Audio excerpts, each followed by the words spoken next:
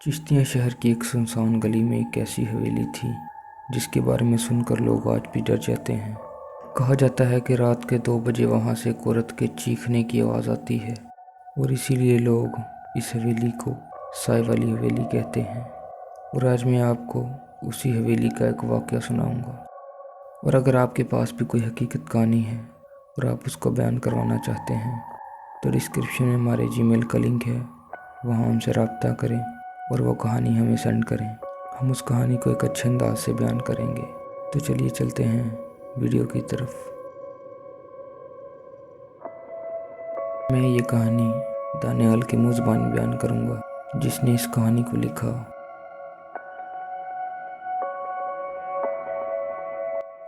السلام علیکم دوستو، میرا نام دانیال ہے۔ سال 2022 میں رضوان اور عدیل ہم تینوں دوست یوٹیوب پر خوفناک ویڈیو اپلوڈز کیا کرتے تھے۔ ہمارا چینل کافی مشہور تھا، مگر ہم ایک اصلی بھوتیا جگہ کی تلاش میں تھے تاکہ ہم ایک دھماکے دار حقیقی خوفناک ویڈیو بنا سکیں۔ پھر ہمیں کسی نے لال حویلی کا بتایا اور ہم ایک رات ایک ہوٹل پر بیٹھے لال حویلی کے بارے میں باتیں کر رہے تھے کہ ایک بوڑھا شخص ہمارے قریب آیا اور اس نے ایک دھیمی آواز میں کہا، بیٹا لال حویلی مت جانا، وہاں ایک عورت کا سایہ ہے اور جو شخص بھی وہاں اندر گیا ہے وہ واپس نہیں آیا۔ ہم تینوں نے ہنس ہنس کر اس کا مذاق اڑایا اور اس کی باتوں کو مذاق کے طور پر لیا۔ ہمیں اندازہ نہ تھا کہ یہ ایک حقیقت ہو سکتی ہے، سو ہم نے اس کی باتوں کو مذاق اڑایا اور ہم نے ارادہ بنا لیا کہ ہم اسی رات اس لال حویلی جائیں گے اور ہمارے چینل یوٹیوب کے لیے ایک ویڈیو ریکارڈ کریں گے۔ جب رات کا وقت ہوا تو پوری گلی میں عجیب سی خاموشی چھائی ہوئی تھی۔ ہوا اتنی ٹھنڈی اور ریشمی تھی کہ ایسے لگ رہا تھا کہ جیسے کسی نے ہماری گردنوں میں برف رکھ دی ہو۔ حویلی کا سرخ دروازہ زنگ آلودہ تھا، لیکن جیسے ہی میں اس دروازے کے قریب گیا، دروازہ خود بخود اندر کی طرف کھل گیا، جیسے اندر کوئی ہمارا انتظار کر رہا ہو۔ ہم اندر گئے۔ اندر گھپ اندھیرا چھایا ہوا تھا، صرف ہماری ٹارچ کی روشنی جل رہی تھی اور دیواروں پر پرانے جلنے کے نشانات تھے اور پھٹے ہوئے فرش کے ٹوٹے ہوئے ٹکڑے نظر آ رہے تھے۔ ہوا میں جلتی ہوئی لکڑی کی بو اور کچھ ایسی بو تھی جو ایک مرنے والے کے جسم سے محسوس ہوتی ہے۔ ایک کمرے کے دروازے پر انگلی سے لکھا ہوا تھا، واپس جاؤ، میں جاگ چکی ہوں۔ عدیل ہنسنے لگا اور رضوان بھی اس کے ساتھ مل کر ہنسنے لگا، لیکن میں اندر ہی اندر ڈر چکا تھا۔ میں محسوس کر رہا تھا جیسے کچھ چیز ہمارے قریب آنے کی کوشش کر رہی ہے۔ میں یہ سوچ ہی رہا تھا کہ اچانک ٹارچ کی روشنی ایک کونے میں پڑی اور ہم تینوں کے قدم جم گئے۔ وہاں ایک عورت کھڑی تھی، آدھا چہرہ جلا ہوا، آنکھیں سرخ انگاروں کی طرح، بال گیلے اور بکھرے ہوئے جیسے ابھی ابھی آگ بجھائی ہو۔ وہ خاموش کھڑی ہمیں دیکھ رہی تھی اور ایسے گھور رہی تھی جیسے وہ ابھی ہمیں مار دینے والی ہو۔ اس کے قدم زمین پر نہیں بلکہ ہوا میں تیر رہے تھے۔ ہم تینوں نے بھاگنے کی کوشش کی، مگر حویلی کا دروازہ خود بخود بند ہو گیا۔ ہم تینوں بہت زیادہ ڈر گئے۔ اس عورت کی چیخنے کی آواز پوری حویلی میں گونج گئی،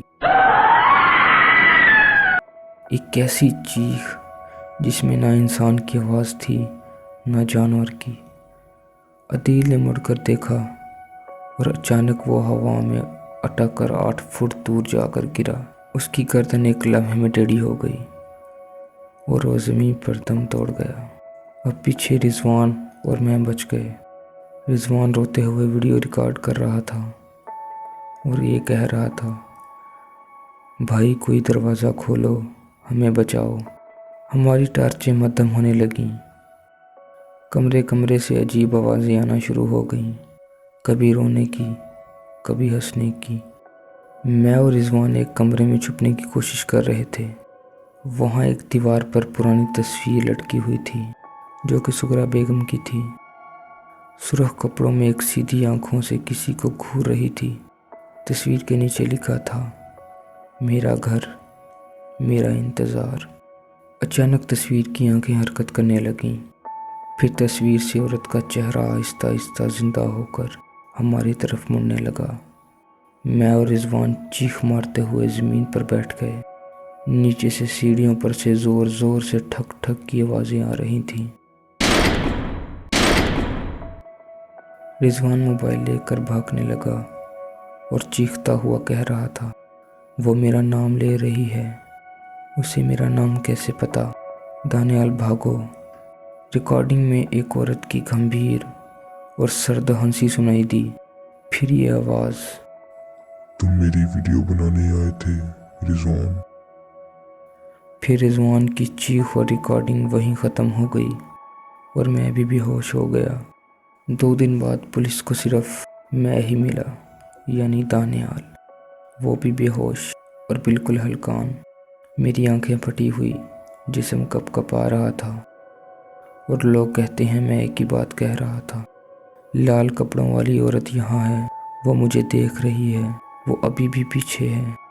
لیکن رضوان اور عدیل آج تک نہیں ملے، نہ جسم، نہ کپڑے، نہ کوئی نشان۔ لوگ کہتے ہیں وہ حویلی کے اندر کہیں قید ہو گئے ہیں۔ حویلی کو دوبارہ بند کر دیا گیا اور آج بھی چشتیاں کی اس گلی میں لوگ کہتے ہیں کہ رات 2 بجے اس عورت کے چیخنے کی آواز سنائی دیتی ہے، کبھی رونے کی اور کبھی ہنسنے کی۔ اس واقعہ کے بعد میں اور میری فیملی لاہور شفٹ ہو گئی، لیکن کہا جاتا ہے کہ آج بھی اس جگہ سے اس عورت کے ہنسنے کی یا رونے کی آوازیں آتی ہیں اور لوگ آہستہ سے کہتے ہیں، لال حویلی میں جو جاتا ہے پورا واپس نہیں آتا۔ تو دوستو، یہ تھی ہماری آج کی ویڈیو۔ اگر ویڈیو اچھی لگی ہو تو لائک کریں اور ہمارے چینل سچ کے سفر کو سبسکرائب کریں اور بیل آئیکن کو آل پہ سیٹ کر لیں تاکہ ہماری اسی طرح کی مزید ویڈیو کا آپ کو نوٹیفیکیشن آتا رہے۔ تو چلیے دوستو، ملتے ہیں نیکسٹ ویڈیو میں، تب تک کے لیے اللہ حافظ۔